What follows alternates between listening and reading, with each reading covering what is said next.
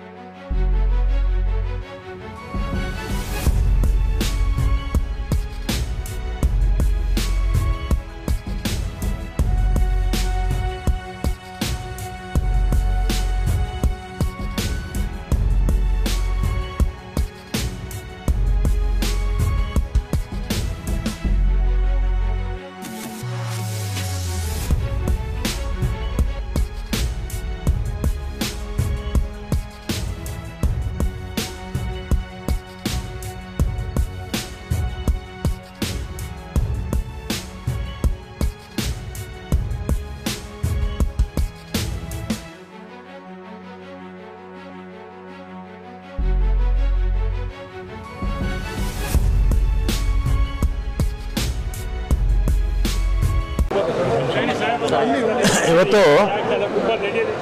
ನಮ್ಮ ಡಾಕ್ಟರ್ ಗುರಪ್ಪ ನಾಯ್ಡು ಅವರು, ಹಾಗೆ ಪ್ರಸಾದ್ ಬಾಬು ಅವರು, ಮತ್ತು ರಘುನಾಥ್ ನಾಯ್ಡು ಅವರು, ಎಲ್ ಶ್ರೀನಿವಾಸ್ ಅವರು, ಹಾಗೆ ಶ್ರೀನಿವಾಸ್ ಅವರು ಮತ್ತು ಇನ್ನೂ ಭಾಳ ಜನ ಮುಖಂಡರು ನಮ್ಮ ಪದ್ಮನಾಭನಗರ ಸುತ್ತಮುತ್ತಲ ಪ್ರದೇಶಗಳಲ್ಲಿ ನೆಲೆಸಿರ್ತಕ್ಕಂಥವರು ಇವತ್ತು ಎಲ್ಲ ಸೇರಿ ಕಾಂಗ್ರೆಸ್ ಪಕ್ಷದ ಅಭ್ಯರ್ಥಿಗೆ ಬೆಂಬಲವನ್ನು ಕೊಟ್ಟಿದ್ದಾರೆ. ಕಾರಣ ಏನಂದರೆ ಕೇಂದ್ರ ಸರ್ಕಾರದಿಂದ ರಾಜ್ಯ ಸರ್ಕಾರಕ್ಕೆ ಆಗ್ತಾ ಇರ್ತಕ್ಕಂಥ ಮಲತಾಯಿ ಧೋರಣೆ, ಅದು ಬರಗಾಲಕ್ಕೆ ಹಣ ಕೊಡದೇ ಇರತಕ್ಕಂಥದ್ದು ಇರ್ಬೋದು, ಅಥವಾ ನಮ್ಮ ರಾಜ್ಯಕ್ಕೆ ಕೇಂದ್ರದಿಂದ ಅನುದಾನ ಕೊಡೋದ್ರ ಬಗ್ಗೆ, ಮತ್ತು ಬೆಂಗಳೂರಲ್ಲಿ ಕಾವೇರಿ ನಮಗೆ ನೀರು ಮೇಕೆದಾಟು ಡ್ಯಾಮ್ ಕಟ್ಟೋದಕ್ಕೆ, ಇದು ಯಾವುದಕ್ಕೂ ಕೂಡ ಕೇಂದ್ರ ಸರ್ಕಾರ ಅನುಮತಿ ಕೊಡ್ತಿಲ್ಲ. ಚುನಾವಣೆ ಸಂದರ್ಭದಲ್ಲಿ ಪ್ರಧಾನಮಂತ್ರಿಗಳು ಬರ್ತಾರೆ ಹೋಗ್ತಾರೆ, ಆಮೇಲೆ ಚುನಾವಣೆ ಸಂದರ್ಭದಲ್ಲಿ ಹೇಳಿದ್ದನ್ನೆಲ್ಲ ಮರೀತಾರೆ. ಇದು ಬದುಕಿನ ಪ್ರಶ್ನೆ, ನಮ್ಮ ರಾಜ್ಯದ 7 ಕೋಟಿ ಜನ ಬದುಕಿನ ಪ್ರಶ್ನೆ.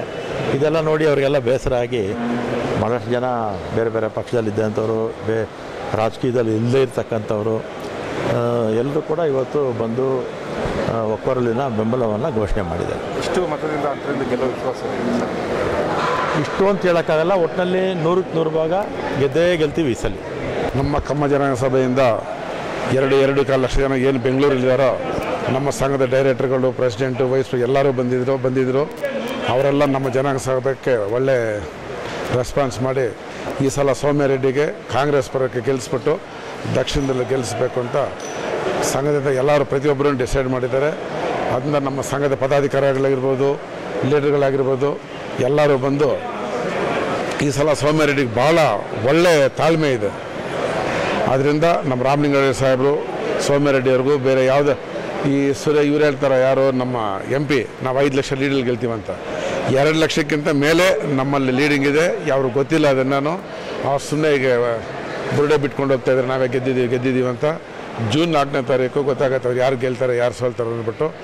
ಸೌಮ್ಯ ರೆಡ್ಡಿ ಅತ್ಯುತ್ತಮವಾದ ನಾಯಕಿ, ನಮ್ಮ ನಾಯಕಿ ಗೆದ್ದೇ ಗೆಲ್ತಾರೆ. ಇವತ್ತು ಕಮ್ಮ ಜನಾಂಗದ ಒಂದು ಸಭೆ ಸೇರಿ ಮೂಲ ಉದ್ದೇಶ ಏನು ಅಂದರೆ, ಎಲ್ಲರೂ ನಮ್ಮ ಜನಾಂಗದವರೆಲ್ಲ ಸೇರಿ ಸುಮಾರು 2-2.5 ಲಕ್ಷ ಜನ ನಾವು ಈ ಬೆಂಗಳೂರಲ್ಲಿದ್ದೀವಿ. ಎಲ್ಲರೂ ಒಮ್ಮತವಾಗಿ ಇವತ್ತು ಸೌಮ್ಯ ರೆಡ್ಡಿ ಅವ್ರಿಗೆ ನಾವು ಬೆಂಬಲ ಸೂಚಿಸ್ತೀವಿ. ಎಷ್ಟು ಮತಗಳಿಂದ ಗೆಲ್ಲೋ ವಿಶ್ವಾಸ ಇದೆ ಸರ್? ನಾನು ತಿಳಿದಂಗೆ ಒಂದು 80,000ದಿಂದ 1 ಲಕ್ಷದಲ್ಲಿ ಗೆಲ್ತಾರೆ. ವಾತಾವರಣ ಭಾಳ ಬದಲಾಗಿದೆ. ಇವತ್ತು ಏನಿದೆ ಈ ಭಾಗದಲ್ಲೆಲ್ಲ ಮೋದಿ ಅಲೆ ಮೋದಿ ಅಂತಾರೆ ಬಿಟ್ಟರೆ, ನಾವು ಈ ಕೆಲಸ ಮಾಡಿದ್ದೀವಿ, ನಾವು ಇದು ಮಾಡಿದ್ದೀವಿ, ನಾನು ಈ ಕೆಲಸ ನನ್ನಿಂದ ಅಭಿವೃದ್ಧಿ ಆಗಿದೆ ಅನ್ನೋದು ಯಾವ MP ಹೇಳ್ತಾ ಇಲ್ಲ.